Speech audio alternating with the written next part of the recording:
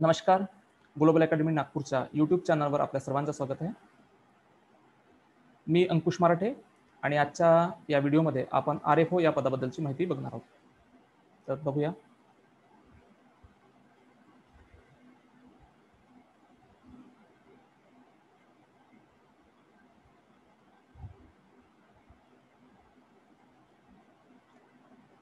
बघा, RFO ही परीक्षा एकंदरीत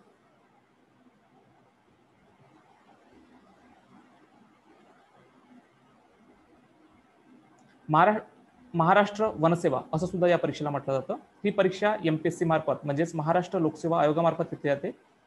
ही परीक्षा गट अ व गट ब या दोन याच्यामध्ये असते, ज्याला आपण ग्रुप ए आणि ग्रुप बी असं सुद्धा म्हणतो. तर ही परीक्षा पूर्व, मुख्य आणि मुलाखत या 3 टप्प्यातून घेतली जाते. या परीक्षेबद्दलची पूर्ण डिटेल्स माहिती आपण आता आजच्या या व्हिडिओमध्ये बघणार आहोत.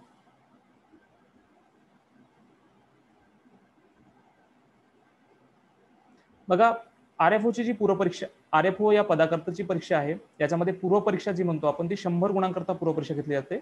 याला वेळ हा 1 तास असतो. 1 hour and 100 क्वेश्चन, 100 मार्क्स. त्याच्यानंतर मुख्य परीक्षा ही 400 गुणांकरता होते, तर मुलाखत ही 50 गुणांकरता घेतली जाते एकंदरीत. आणि 100 गुणांकरता असलेली पूर्वपरीक्षा ही चाळणी परीक्षा असते. 100 गुणांकरता असलेली पूर्व परीक्षा ही चाळणी परीक्षा असं सुद्धा याला म्हणू शकतो. तर आपली अंतिम निवड जी होते ही मुख्य आणि मुलाखत या दोन परीक्षेचे गुण एकत्र करून आपली अंतिम निवड केली जाते.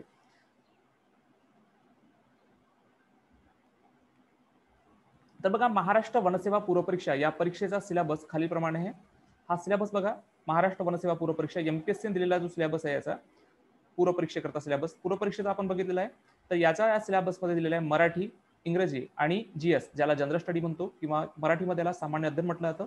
या विषयाचा विषय संकेतांक 014 हा दिलेला आहे. यामध्ये बघा, प्रश्नांची संख्या 100 आणि गुणांची संख्या सुद्धा 100 आहे. 100 प्रश्न, 100 गुण. आणि याला वेळ जो आहे, कालावधी बघा, या परीक्षेचा कालावधी दाखवलेला आहे तो 1 तास. 1 तासामध्ये तुम्हाला 100 प्रश्नांचे उत्तर द्यायचे आहेत आणि त्या 100 प्रश्नांकरता 100 गुण असतील. या परीक्षेला निगेटिव्ह हा 1/4 आहे. म्हणजे 4 प्रश्नांचे उत्तर जर का चुकले तर तुमच्या एका बरोबर प्रश्नाचे उत्तर वजा केले जातील. याच्याकरता बघा, मराठी लँग्वेज करता दर्जा सांगितलेला हा 12वी असेल. इंग्लिश लँग्वेज करता म्हणजे इंग्रजी करता दर्जा सुद्धा इंग्रजी आणि मराठी दोन्ही लँग्वेजचा दर्जा 12वीचा असेल. आणि जनरल स्टडीज, ज्याला GS म्हणतो आपण, GSचा दर्जा हा पदवीचा असेल, म्हणजे ज्याला ग्रॅज्युएशन म्हणतो, आणि ग्रॅज्युएट करता हे असेल. प्रश्नांचे जे स्वरूप असेल तर प्रश्नांचे स्वरूप हे बहुपर्यायी व वस्तुनिष्ठ असतील, म्हणजे मल्टिपल चॉईस क्वेश्चन असतील या ठिकाणी आणि ऑब्जेक्टिव्ह असतील. ओके.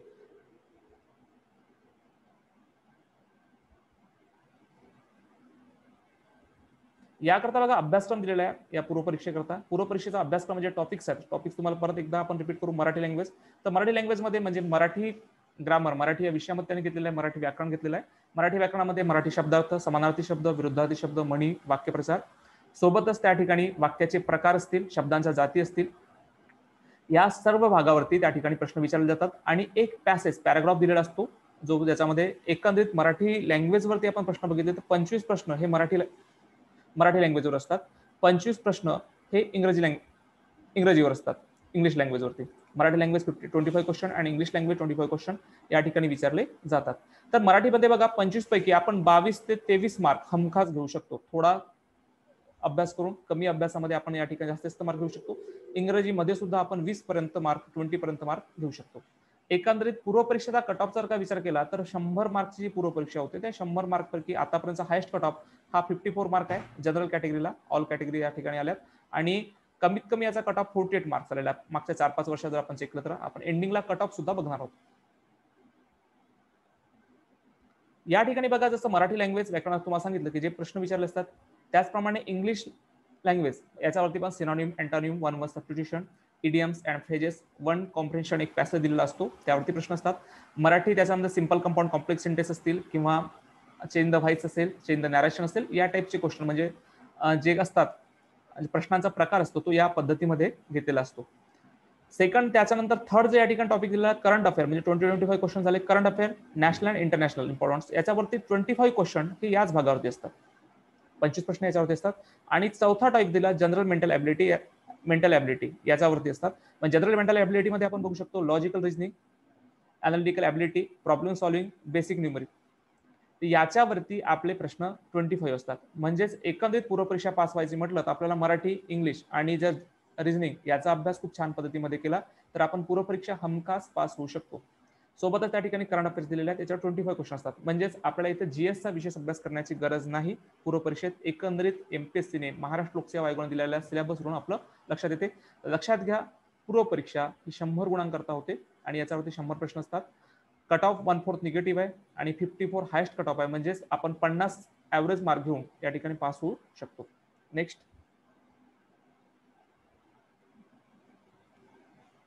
वनसेवा मुख्य परीक्षा. मुख्य परीक्षा करता सिलेबस दिलेला आहे बघा. मुख्य परीक्षेबद्दल माहिती बघणार आहे. Maharashtra forest service mains examination याकरता मुख्य परीक्षा ही 400 गुणांकरता 400 मार्क करता होते आणि मुलाखत ही 50 गुणांकरता होते. तर मुलाखतच्या बद्दल माहिती बघू. मुलाखत ही आपली पर्सनल बायोडाटावरती असते, कारण की लोकसेवा आयोगाला आपण जी माहिती पुरवतो त्या माहितीवरतीच मुलाखत घेतली जाते. आयोगाकडे कुठलीही अशी विशिष्ट माहिती नसते जे आपण त्यांना सांगणार, म्हणजे जी माहिती आपण पेपरमध्ये त्यांना देणार तीच माहिती त्यांच्याकडे जमा असते. उदाहरणार्थ तुमचं नाव, तुमचं बर्थ प्लेस काय आहे, तुमचं ऑक्युपेशन काय आहे वगैरे वगैरे, आणि त्या संबंधितच प्रश्न विचारले जातात. म्हणजेच मुलाखतीला जाण्यापूर्वी संभाव्य प्रश्न काय असतील याची सविस्तर आपण म्हणजे प्री तयारी करून घेऊ शकतो. तर या ठिकाणी बघा, मुख्य परीक्षा 400 गुणांकरता असते आणि 400 गुणांकरता 2 पेपर घेतले जातात. म्हणजेच 200 गुणांचे 2 पेपर या ठिकाणी होतात. 200 गुणांचे 2 पेपर आणि या प्रत्येक 200 गुणांचा पेपर आणि याला क्वेश्चन हे 100 असतात. 100 क्वेश्चन अँड 200 मार्क्स असा पेपर असतो आणि यांचा कालावधी हा 1 तास असतो, 1 आवर. परीक्षा बघा, परीक्षेबद्दलची माहिती आपण बघतोय. मुख्य परीक्षा, तर मुख्य परीक्षा जी होते याच्याकडे दाखवलं पेपर 1 जनरल पेपर 1 याचा संकेतांक 037 आहे. याला गुण 200, प्रश्नांची संख्या 100 आणि या परीक्षेचं माध्यम मराठी व इंग्रजी म्हणजेच बाय लँग्वेज मध्ये परीक्षा घेतली जाते, इंग्लिश आणि मराठीमध्ये. मुख्य परीक्षा याचा दर्जा आहे प्रश्नांचा हा पदवीचा असेल, ग्रॅज्युएशन लेवलचा दर्जा असेल. कालावधी 1 तास. एका तासात तुम्हाला 100 प्रश्न सॉल्व्ह करायचे आणि या 100 प्रश्नाला 200 गुण म्हणजे एका प्रश्नाला 2 गुण आहे. आणि परीक्षेच्या स्वरूपात वस्तुनिष्ठ बहुपर्यायी म्हणजेच याला आपण म्हणू शकतो मल्टिपल चॉईस क्वेश्चन आहेत आणि ऑब्जेक्टिव्ह याच्यामध्ये येतात. त्यानंतर सेकंड पेपर जनरल सायन्स ज्याला आपण म्हणतो जीएस. सेकंड पेपर हा जीएसचा आहे. जनरल स्टडीज ज्याला म्हणतो आपण, जनरल सायन्स किंवा general study. Nature conservation and nature conservation हे दिलेलं आहे. याचा जर संकेतांक आहे, विषय संकेतांक आहे 038 आहे. गुण बघा, याला पण 200 आहेत, प्रश्नांची संख्या 100 आणि याचं माध्यम इंग्रजी. फक्त हे इंग्रजीमध्ये जातात, हे लक्षात ठेवा. ओनली इंग्लिश, हे फक्त इंग्रजीमध्ये असेल. तर जीएसचा पहिला पेपर हा इंग्रजी आणि मराठी या दोन्ही लँग्वेजमध्ये असतो. याचा दर्जा पण पदवीचा आहे, कालावधी 1 तास आणि हे प्रश्नांचे स्वरूप सुद्धा वस्तुनिष्ठ बहुपर्यायी प्रश्न असते. प्रश्नाचे स्वरूप, प्रश्नपत्रिकेचे स्वरूप वस्तुनिष्ठ बहुपर्यायी राहील. सिलेबस बद्दलची पूर्ण माहिती आपण पुढे बघू. तर पेपर 1 ला जो सिलेबस दिलेला आहे, पेपर 1 मधला सिलेबस ज्या जनरल स्टडी जीएस आपण म्हणतो, तर त्या ठिकाणी जे सिरियल नंबर आणि पॉईंट दिलेले आहेत, तर नंबर 1 वरती बघा, पहिला आहे हिस्ट्री ऑफ इंडिया, म्हणजेच भारताच्या इतिहासावरती तुम्हाला या ठिकाणी प्रश्न विचारले जातील. And एम्फॅसिस on that of Maharashtra, म्हणजे महाराष्ट्राच्या विशेष संदर्भात सहित या ठिकाणी तुम्हाला प्रश्न विचारले जातील भारताच्या इतिहासावरती. दुसरं दाखवलेलं आहे सेकंड पेपर 1 जीएसचा जो पेपर आहे त्याच्यामध्ये सेकंड जो आहे physical social economic geography of India and the world. सगळ्यात महत्त्वाचं म्हणजे भारताचा आणि जगाचा प्राकृतिक भूगोल या ठिकाणी तुम्हाला विचारले जाईल. प्राकृतिक, सामाजिक आणि आर्थिक भूगोलावरती या ठिकाणी प्रश्न असतील.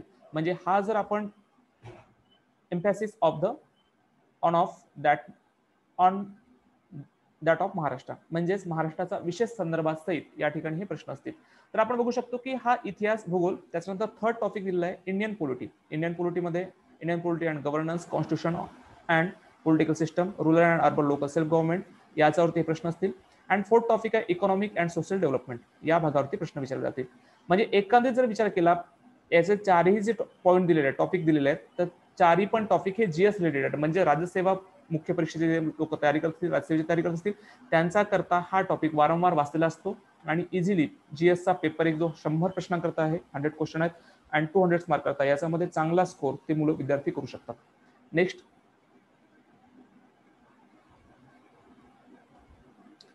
यानंतर बघणार आपण पेपर 2 बद्दलची माहिती. तर पेपर दुसरा जो पेपर 2 आहे, हा paper 2 general science and nature conservation यावर दिलेला आहे. तर general science and nature conservation यामध्ये बहुतांश जे टॉपिक आहेत हे जिओग्राफी, म्हणजे जीएसचा पेपर जो जिओग्राफी असतो आपला, तर जिओग्राफी अँड एन्व्हायरमेंट सायन्स याशी रिलेटेड आहे. म्हणजे geography, agriculture and environment science जर तुम्ही पद्धतशीर अभ्यास केला तर त्याच स्टडीवरती तुम्ही हा पेपर सॉल्व्ह करू शकता. याचे टॉपिक्स आपण बघू काय दिले.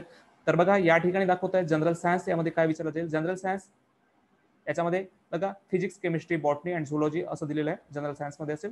सेकंड 2 आहे नेचर कन्झर्वेशन. तर नेचर कन्झर्वेशन मध्ये यातले जे आपण टॉपिक बघू, नंबर 1 दिलेला आहे सॉइल्स. सॉइल्स बद्दलची माहिती आहे, म्हणजेच माती, वाळू ज्याला आपण म्हणू शकतो, मृदेबद्दलची माहिती. याच्यामध्ये बघा physical, chemical and biological properties, process and factors of the soil formation, minerals and organic constituent of the soil and their role in maintaining soil productivity, soil profile, problem soils and their reclamation. हा तर सॉइलचा topic असेल. Second आहे soil and moisture conservation. याच्यामध्ये causes of soil erosion, method of control, role of forest, characteristics and steps of watershed management. म्हणजे एकंदरीत soil and moisture conservation या भागावरती प्रश्न असतील तर हा बघा सॉइल आणि सॉइल अँड मॉइश्चर कन्झर्वेशन हा राज्यसेवा मुख्य परीक्षा पेपर 1 जो आहे, ज्याच्यामध्ये ऍग्री अँड जिओग्राफी ह्याशी रिलेटेड हे टॉपिक्स आहेत. यानंतर बघा दुसरं दिलेलं आहे 2.2 मध्ये सिलेबस सांगितलेला मुख्य परीक्षा पेपर 2 म्हणजेच फॉरेस्ट सर्व्हिसचा मुख्य परीक्षा इकोसिस्टम हा एन्व्हायरमेंटशी रिलेटेड टॉपिक आहे. तर बघा इकोसिस्टमवरती जे आपले प्रश्न असतील तर हे प्रश्न एन्व्हायरमेंटशी रिलेटेड जे क्वेश्चन येतात हे राज्यसेवा पूर्व परीक्षा आणि मुख्य परीक्षेमधले दिलेलं आहे. ज्यात टाइप्स बघा फूड चेन आहे, फूड वेव्ह आहे, इकॉलॉजिकल पिरॅमिड्स आहे, एनर्जी फ्लो आहे, biogeochemical cycle and carbon and nitrogen याशी रिलेटेड म्हणजे इकोसिस्टमशी रिलेटेड या ठिकाणचे प्रश्न असतील. सेकंड दिलेला आहे fertiliser type organic and inorganic, याच्यामध्ये ऑर्गॅनिक अँड इनऑर्गॅनिक बद्दलचे या ठिकाणचे प्रश्न असतील. थर्ड आहे disease and pests of plants and animals. Fourth आहे पेस्टिसाइड्स अँड इन्सेक्टिसाइड्स अँड 5 आहे इंज्युरियस प्लांट्स अँड वीड्स. याच्याबद्दलची ही माहिती या ठिकाणी असेल.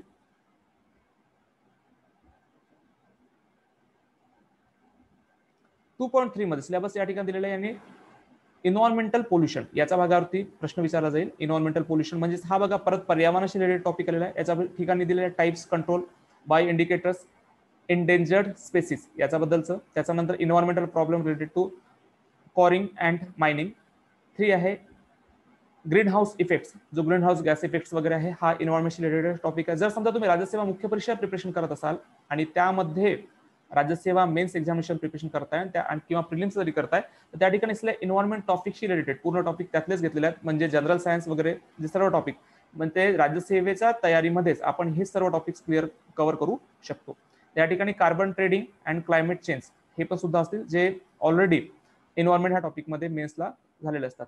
त्यानंतर दिलेला आहे important wild animals of India, म्हणजेच भारतातील जे जंगली प्राणी आहेत त्यांचं महत्व हे टॉपिक मध्ये दिलं.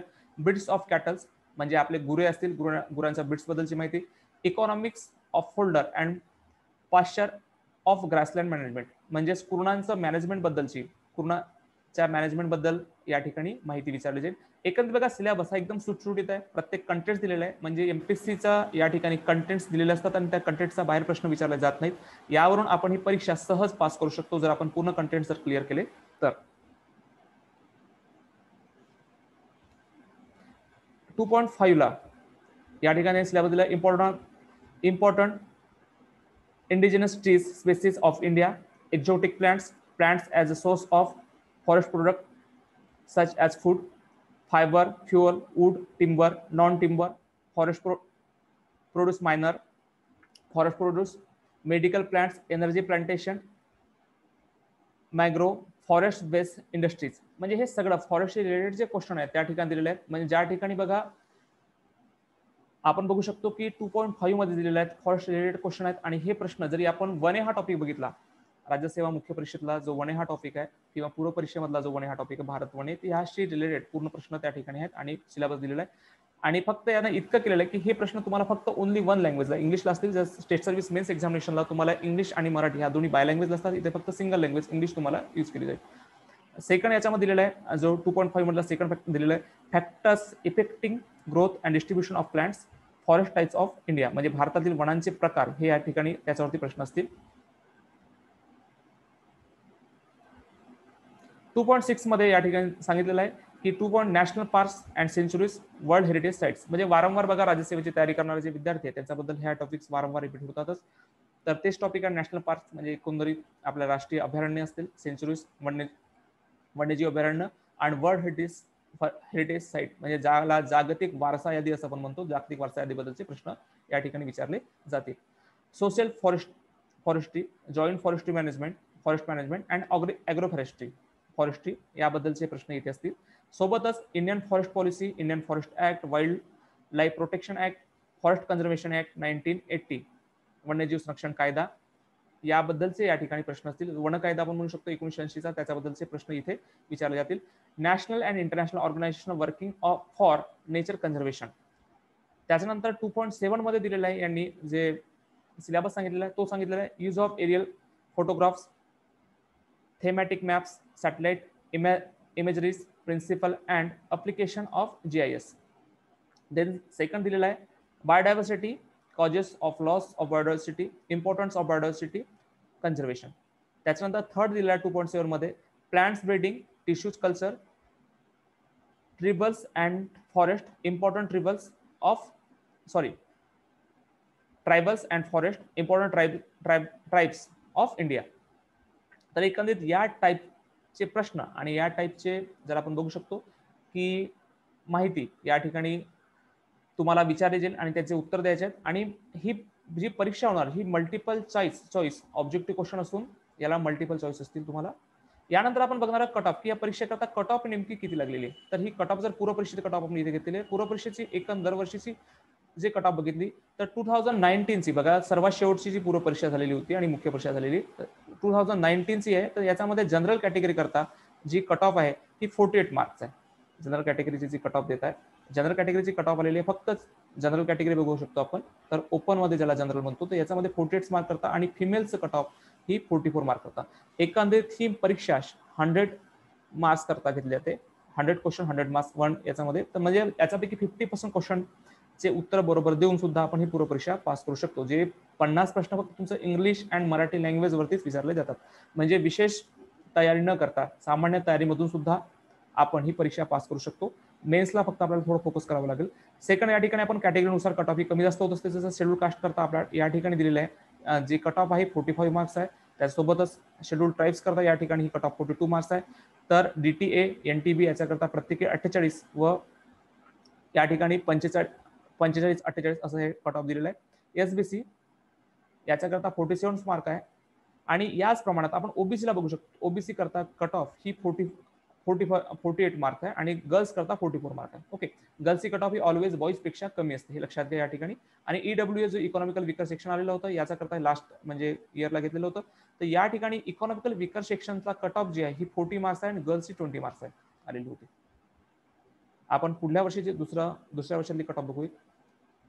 ही कट ऑफ बघताय आपण बघू 2018ची 2018ला जी पूर्व परीक्षा झाली होती तर त्या पूर्व परीक्षेला जी कट ऑफ लागलेली आहे 100 पैकी जी कट ऑफ आहे 100 मार्क्स पैकी जनरल कॅटेगरीला ही कट ऑफ आहे 54 मार्क या ठिकाणी.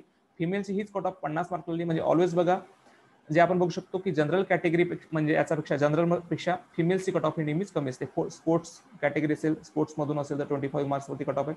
फॉरेस्ट सायन्स ग्रॅज्युएट्स जो दिलेला आहे तर याचा करता आहे 38 मार्क वरती ही कट ऑफ लागलेली आहे. स्पेशल ही बघा, हे फक्त फॉरेस्ट सायन्स ग्रॅज्युएट हे जे आहे हे फक्त आपल्या RFO या पदाकरताच ही फक्त कॅटेगरी घेतली जाते, बाकी ठिकाणी ही विचारात घेतली जात नाही, हे लक्षात ठेवा.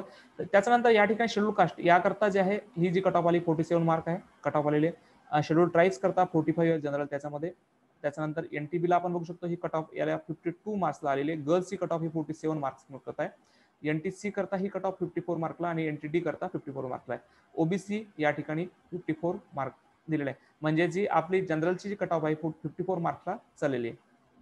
त्या ठिकाणी बघा फॉरेस्ट सायन्सला सर्वात कमी कट ऑफ आलेली आहे आणि स्पोर्ट्स कॅटेगरी करता आपण 25 मार्क ही कट ऑफ कमी येत आहे. यानंतर आपण बघताय 2017ला जी कट ऑफ काय आलेली होती 2017ला जी कट ऑफ आलेली आहे तर ती कट ऑफ बघा फॉरेस्ट सर्व्हिस प्रिलिमिनरी एक्झामिनेशनची कट ऑफ आहे. जनरल कॅटेगरीची कट ऑफ ही 52 मार्क्स आहे. फिमेलला याला 46 मार्क आहे जनरल कॅटेगरीचे. ओपनचा आपण बघू शकतो. Schedule caste 46 mark, ST schedule tribe जर आपण म्हणतो 41 मार्क अँड DTA याचा करता 50 मार्क, NTB ला 45 मार्क्स ही कट ऑफ आहे आणि OBC ला 52 मार्क्स. ओके, या प्रमाणात ही जी परीक्षा होतं त्या परीक्षेचे आपण कट ऑफ बघतो. लास्ट 1 इयरची आपण एक कट ऑफ बघून घेऊ. तर बघा 2016 म्हणजे 2016 ची कट ऑफ आलेली बघा. परत एकदा बघू शकतो आपण 2016 ही कट ऑफ आहे 50 मार्क. जनरल कॅटेगरी फिमेल 48 आणि शेड्यूल कास्टला 50 मार्क वरती झालेली आहे. एसटीला या ठिकाणी 41 मार्कला, डीटीए 50 मार्क आणि एनटीडी जनरल कॅटेगरी 50 मार्क्स आणि ओबीसीला पण या ठिकाणी बघू शकतो आपण जनरल कॅटेगरी ओबीसी 48 मार्क. बघा ही कट ऑफ ओबीसीची इथे कमी आलेली आहे. 48 मार्क्स म्हणजे ओबीसी जागा इथे जास्त असल्या पाहिजे, त्यामुळे ही कट ऑफ कमी आलेली आहे. तर एकंदरीत आपण बघू शकतो की फॉरेस्ट सर्व्हिस आरएफओ या पदावरती सिलेक्शन करण्याकरता आपल्याला पूर्वपरीक्षा 50% गुणांसह पास होणं गरजेचं आहे आणि हे 50% गुण म्हणजे 50% मार्क मिळवण्याकरता याच्यात 50% गुण हे इंग्लिश आणि मराठी या दोन लँग्वेजवरतीच विचारले जाणार. 25 प्रश्न रिजनिंग अँड मॅथमॅटिक्स वरती असतील आणि 25 हे करंट्स वरती असतील.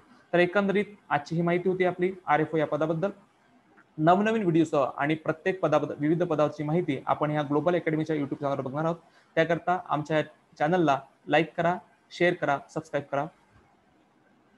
आजच्या ह्या आरएफओ या पदाबद्दलची आपण इथेच माहिती थांबवणार आहोत.